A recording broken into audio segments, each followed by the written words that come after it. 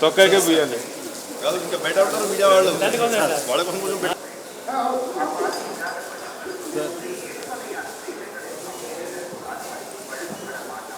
Okay.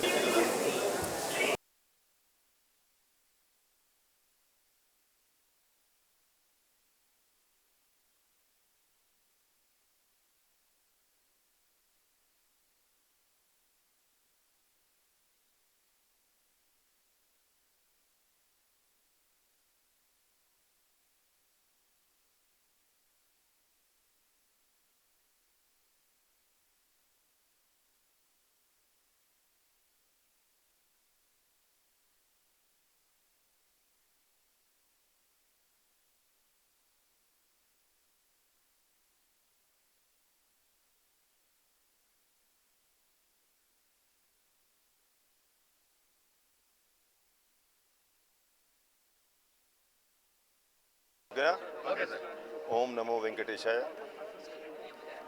ఇవాళ వైకుంఠ ఏకాదశి సందర్భంగా కోయిల్ ఆళ్వార్ తిరుమంజనం కార్యక్రమం శాస్త్రోక్తంగా సాంప్రదాయబద్ధంగా నిర్వహణ జరుగుతూ ఉంది.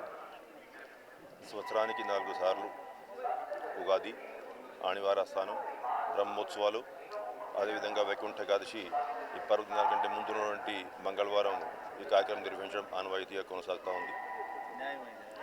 ఉదయం నుంచి భక్తులందరూ కూడా దేవాలయ శుద్ధి కార్యక్రమం, పవిత్రమైనటువంటి కార్యక్రమాలని సాంప్రదాయబద్ధంగా నిర్వహిస్తూ ఉన్నారు.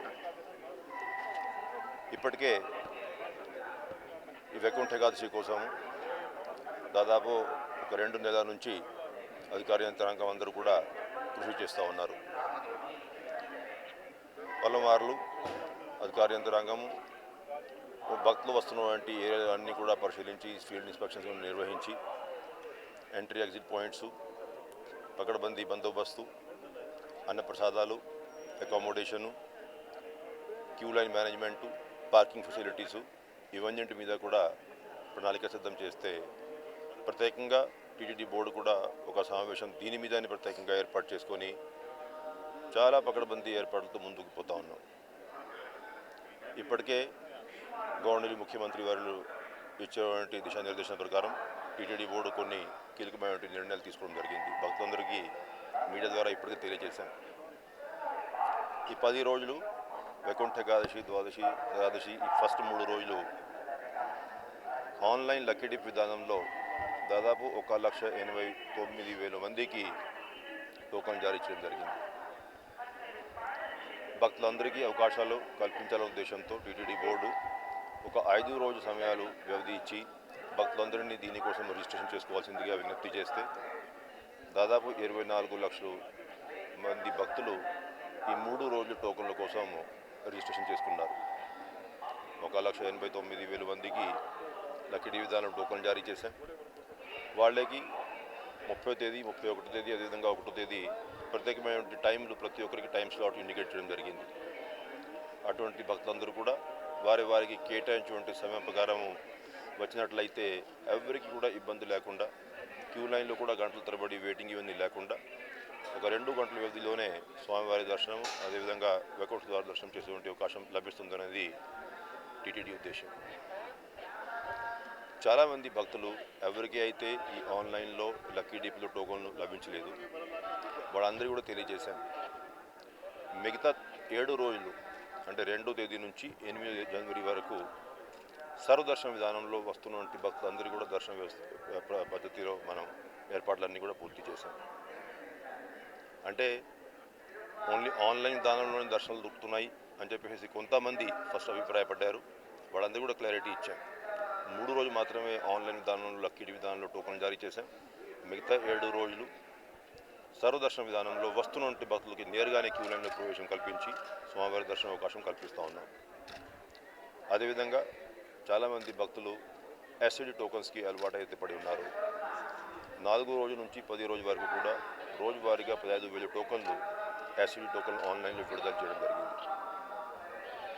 అదేవిధంగా రోజువారీగా 1500 శ్రీవాణి టోకన్లు, అంతేకాకుండా తిరుమల తిరుపతిలో స్థానికంగా ఉన్నటువంటి భక్తుల కోసం లాస్ట్ చివరి 3 రోజులు కూడా రోజువారీగా 5,000 టోకన్లు ప్రత్యేకంగా వాళ్ళే కేటాయించాం. ఈ 10 రోజులు ఎక్కువ మంది భక్తులు స్వామివారి దర్శనానికి వస్తారు కాబట్టి కొన్ని ప్రత్యేకమైన దర్శనాలు ఇప్పుడు కుదరవు కాబట్టి చంటి పిల్లలు, వాళ్ళ తల్లిదండ్రులు, అదేవిధంగా వృద్ధులు, దివ్యాంగులు వాళ్ళందరినీ కూడా విజ్ఞప్తి చేశాం. వాళ్ళు 8వ తేదీ తర్వాతనే తిరుమల వచ్చి స్వామివారి దర్శనం చేసుకోవాల్సిందిగా విజ్ఞప్తి చేయడం జరిగింది.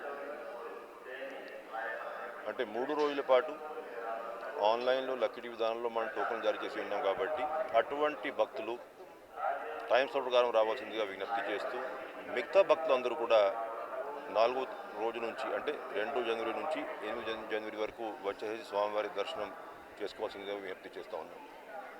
వస్తున్నటువంటి భక్తులకి అన్నప్రసాదాల కోసం పకడ్బందీ ప్రణాళికతో ముందుకు వెళ్తూ ఉన్నాం.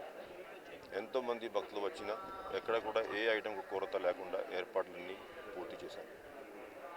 అదేవిధంగా తిరుమలలో, తిరుపతిలో పకడ్బందీ సెక్యూరిటీ బందోబస్తు కూడా ఏర్పాటు చేశాం. దాదాపు 3,500 మంది పోలీసు యంత్రాంగం అదేవిధంగా సివిఎస్ కింద ఉన్నటువంటి విజిలెన్స్ సెక్యూరిటీ స్టాఫ్ కూడా ఈ 10 రోజుల పాటు భక్తులందరికీ సేవలు అందిస్తూ ఉంటారు.